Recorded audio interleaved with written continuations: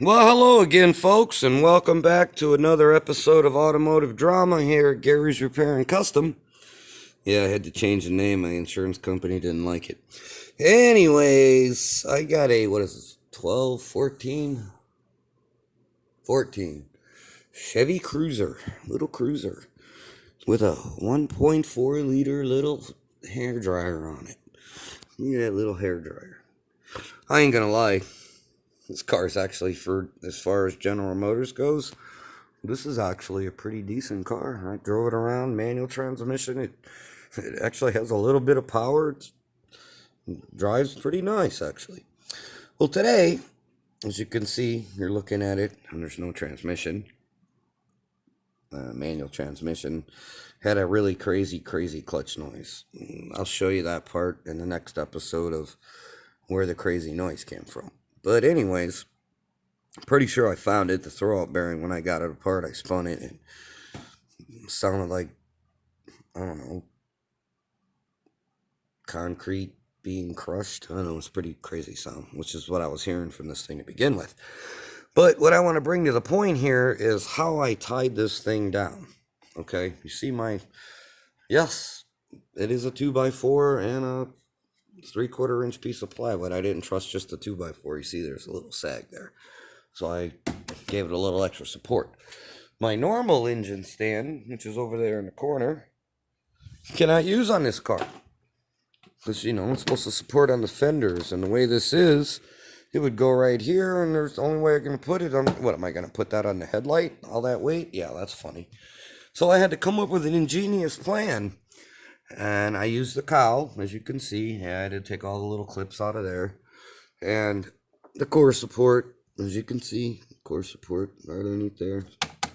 No plastic. And, I put it where it wouldn't break the plastic. And yeah, I had to adjust it properly. See how I tied it? There is actually 2 strapping points to hold that. Factory. But yeah, there's a little bracket in there. You probably can't see it because I had to put it in front of it. There it is. Now you can see it. The chain's in front of the little, it's just an eyelet. So I used it. See how simple. Now, also, I don't know, see that strap right there? Electric power steering. Yeah, I could have pulled it with the rack, but I am not touching that steering shaft. You see where that steering shaft is? You have any idea what it is? Change the rack and pinion in this thing? I pretty much got to do what I just did. I got to take the subframe out. Change the rack and pinion in this car. Almost all the way out. But, see the tranny down there?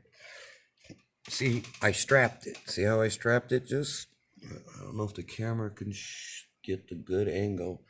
Then I double wrapped it around the rack and used my support to hold it in place.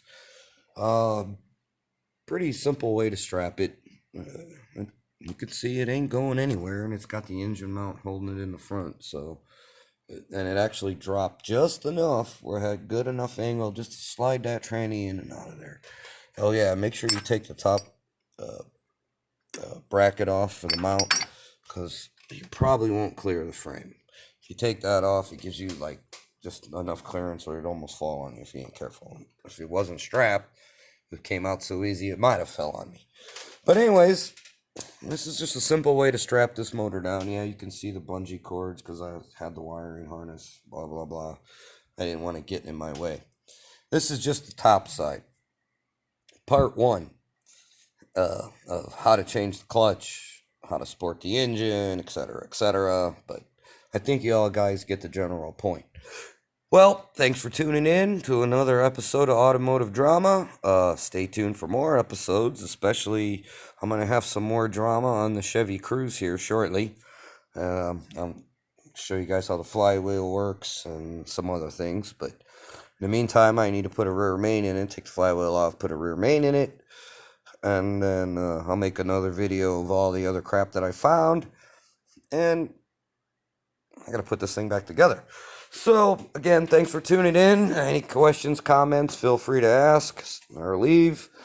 Likes are nice, scribes are better. And have a good night, folks.